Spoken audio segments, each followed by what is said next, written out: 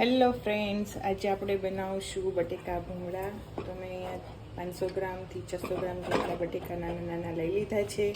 હવે આપણે એને આમ કાણા પાડી દઈશું, જેથી આપણે બાફીએ એટલે એમાં મીઠું સરસ બેસી જાય.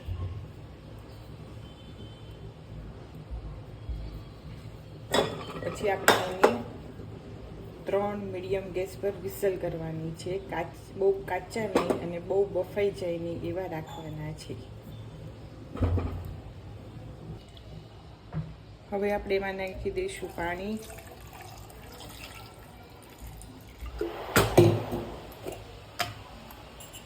મીઠું,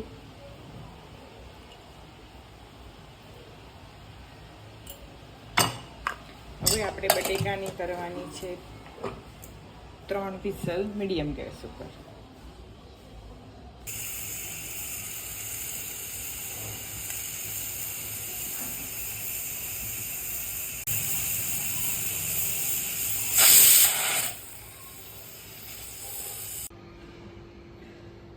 હવે આપણે લોહીમાં તેલ લેશું થોડુંક. હવે તેલ ગરમ થઈ ગયું છે. તેલમાં થોડી હિંગ, 1 ટેબલ સ્પૂન લસણની ચટણી. જો તમારે લસણ વધારે ભાવતું હોય તો તમે વધારે પણ નાખી શકો છો.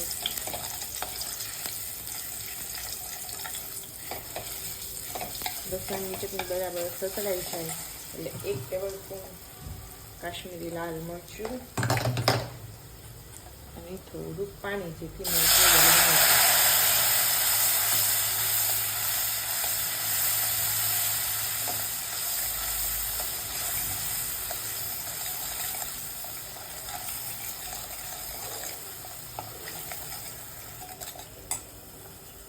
હવે તેમાં નાખીશું સ્વાદ અનુસાર મીઠું, ધાણા જીરું, 1 ટેબલ સ્પૂન આમચૂર પાવડર અને મિક્સ કરી દઈશું. બરાબર મિક્સ થઈ જાય પછી બટેકાનું મેશ કરેલું નાખવાનું છે, જેથી ગ્રેવી સરસ જાડી થાય. અને થોડું પાણી નાખતા હલાવતું કરવાનું છે.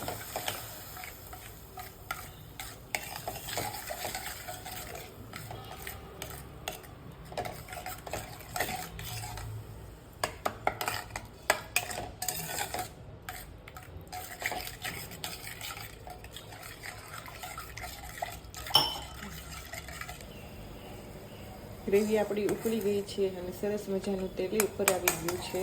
હવે આપણે નાખીશું એમાં બાફેલા બટેકા અને ધીરે ધીરે મિક્સ કરશું.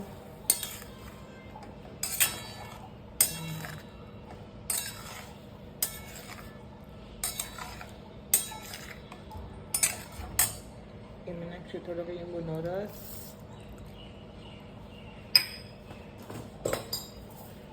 થોડી ખાંડ અને 3 મિનિટ જેવું થવા દઈશું આપણે.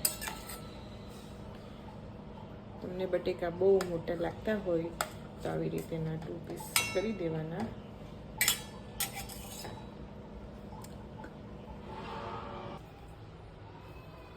હવે આપણે નાખી દઈશું થોડા ધાણા. આમાં તમે કાચી કેરી છીણીને બી નાખી શકો છો, શીંગના દાણા પણ નાખી શકો છો. મારા ઘરે નથી ભાવતું તો હું નથી નાખતી. ચાલો, આવી નવી રેસીપી જોવા માટે તમે મારા પેજને લાઈક કરો, શેર કરો અને કમેન્ટ કરો. Bye bye friends.